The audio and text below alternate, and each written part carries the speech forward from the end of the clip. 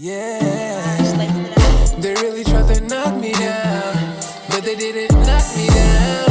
I've been through some ups and downs, but I still keep my smile. I'ma make my mama proud. I'm a king, I'ma rock my crown. They really tried to knock me down, but they didn't. Love his brother Peace, and we're here on Peace TV. We out here rocking in the Bay Area, and I got a special guest here on Peace TV. Who I'm rocking with today? JT the Bigga Figga, aka Fig Panamera. Hey, shout out to the legend, JT the Bigga Figga. You know what I'm saying? So he's rocking with Brother Peace today. Well, tonight here on Peace TV. So I want to get his perspective of peace, brother. Okay. You know, as an advocate of peace, I like to share different pathways and examples and perspectives of peace on my platform. And I want to see what does peace look like to you, brother. Well, first of all, the word peace, it comes from unity. Unity bring peace.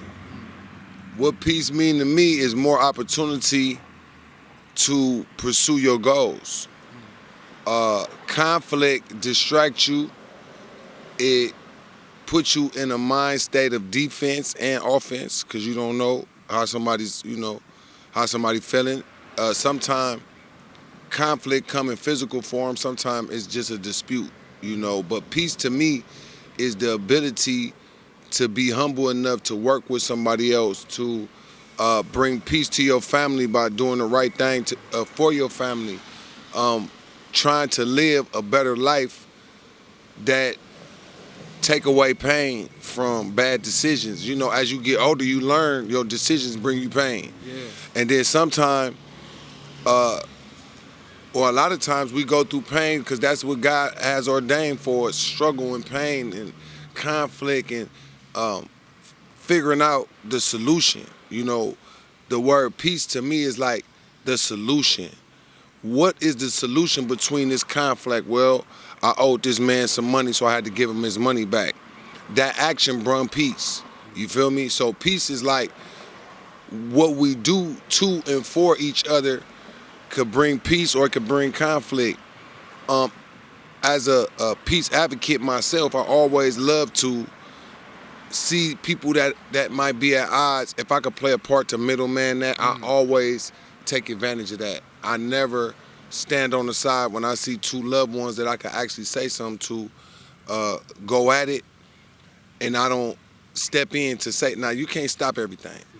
But as far as being a voice, I would always recommend it, like, bro, y'all should work it out. Because you could take each other out, or you could take yourself out from a bad decision because of your anger, because you feel like you've been played.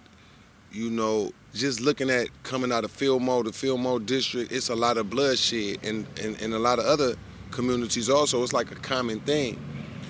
But if more people would say something toward the resolution of the problem between our brothers, but a lot of times we don't, man. It's people that's saying stuff to actually keep it going.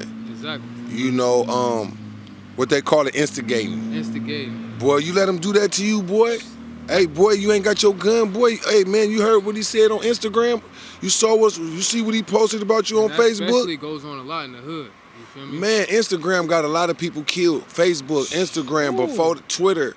I don't know if MySpace was getting them killed, but I know when Twitter came around, Facebook, people would say things, and then murder be the resolution, and they really done it. Two families destroyed, the shooter and the one that got shot. So that's how I would address peace, and to describe it to people as the way of the action that brought the peace. A man and a woman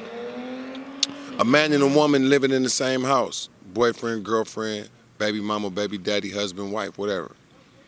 If somebody's going outside their household for more entertainment, more interaction with a different person, that's gonna bring beef in the house. How does peace come back to their house? It's gonna take somebody apologizing. It's gonna take somebody reassuring their partner that, okay, I might have made this mistake. It ain't worth us breaking up.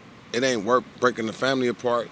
How about we go ahead and work this out? I'm gonna come clean, and you work it out. But it was an action of an apology, an acknowledgement, and an apology. The partner hate the liar. Peace can come from truth. Truth hurt though. Truth might break the household up. You know, some things you really can't say. But in reality, for those that conjure the strength and to reassure their partner, truth is the only way that we gonna get this healed all the way. Because we could put a Band-Aid on the scar, but, you know, until the truth is there, until acknowledgement, until apologies, until the change of action, because those are the steps, or a few of them, that will bring peace to the household, you know, and it's like an atonement. Minister Farrakhan said the A-tone represent A is number one, the first letter of the alphabet, but it's also Allah, it's God. You know, the A-tone. Tone is the sound that you tune up to. He said the A-tone is 440 vibrations. In the 440th year of us black people being here in America, we went to the Million Man March. He called for the Million Man March. And it actually came true. And it was a movement strictly about atoning for what we did in the black community of murdering each other, leaving our families, you know, messing over our wives and our women, not being there for our children, not being responsible for our actions, living a fast life, living that life that bring pain, that bring conflict and drama, you know, and that's not peace. So atoning, I would say also, which is what I learned from Minister Farrakhan, the Honorable Minister Louis Farrakhan, is atone. Number one, acknowledge. Work on the correction of the action that brought the pain, that violated the other person. Make amends. Show sorrow for your action. That a person see like you don't care and you apologize, that I don't think they're gonna accept it. But when you apologize with the like, man, I'm sorry, man. I know it's an acknowledgement. You can see it on the face. Like the judge when they be like, all right, we finna give you your sentence. And some dudes, you know, whatever they might say, and then the judge like, damn, you killed 4 people and you have no remorse right here? Give him life. You know what I mean? It's like he didn't get no peace in that situation. He got the full weight because he didn't show remorse. So when you atone and trying to find peace, showing remorse is something that I think is important. Even in the streets where a dude might have said something or done something, and then he'd be like, bro, man, that was my fault, bro, I was wrong. You got some real dudes out here in the black community that will apologize, but you got some that won't. Yeah. And that's where murder come in as an answer. So that's the way I'll answer that, brother. That's powerful, brother. Well, we definitely want to eliminate that energy around brothers killing each other. Like, I grew up in the hood of Richmond, California. My brother's from the city, and I was talking to him earlier, and he told me he got shot. You feel me? I got shot as well 4 times, man, and that really tested me.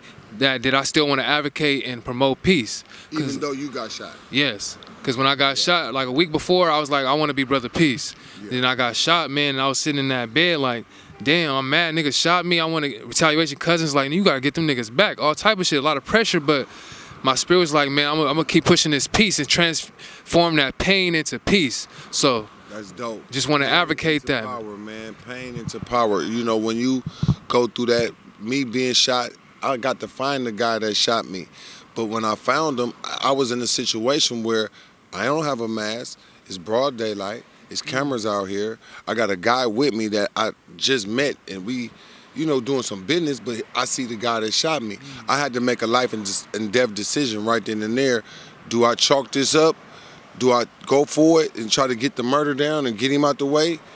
And God blessed me to make the decision, like, don't make that decision right now. This is not a clean getaway, and that's not what I got you here for. If I wanted you to kill him, I brung you to him right now, or I allowed you to find him. So I'm going to let you choose.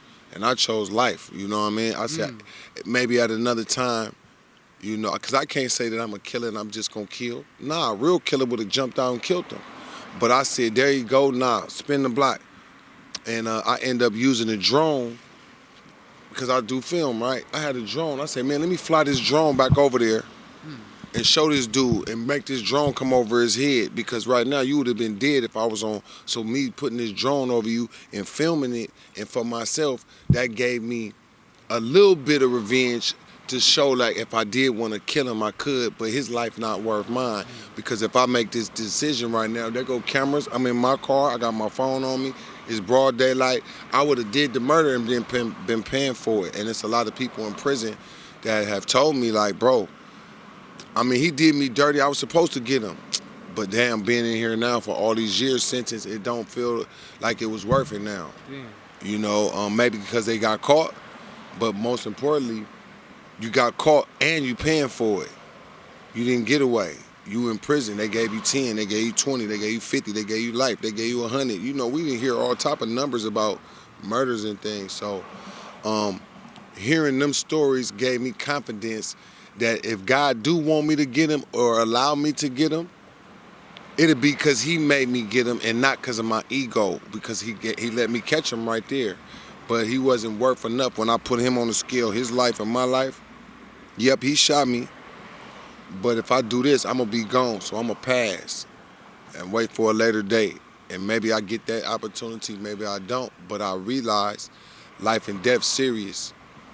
If I got shot with an AK-47 point blank range, and to be still standing here talking to you, could move, could still have babies, like I got my full functionality, that's a blessing in itself. You got shot with an AK?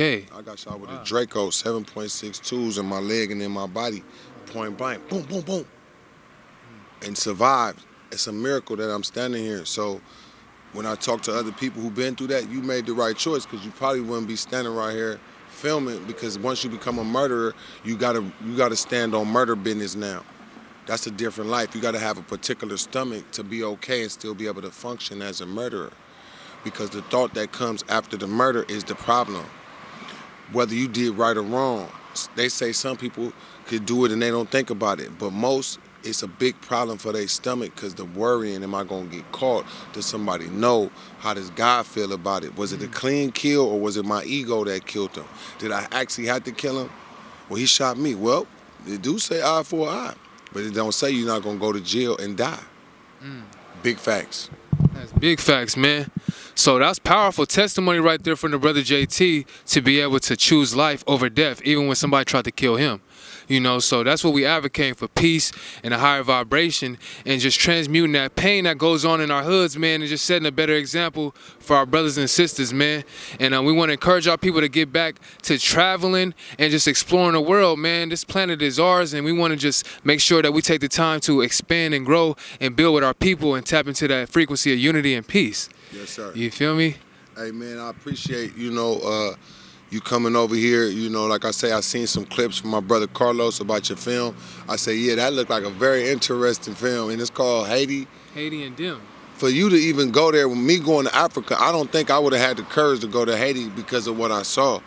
Like the way they treating the people and the kidnapping. They see you, hey, you coming with us today. Call your mom and them, send 10,000 American. So salute to you, man. I look forward to watching your film. And hopefully we could get it on Trapflix. If it's on YouTube, we could definitely add it to Trapflix, because we could get your link, put it on our platform so people could check you out. So keep going, my brother. Okay. Give thanks. And y'all tapping with the brother JT, the Bigga Figga. Bigga Figga out here representing the Bay Area. Yes, sir. Give thanks, brother. Salute, man. Much Salute love to the people. Peace to the people.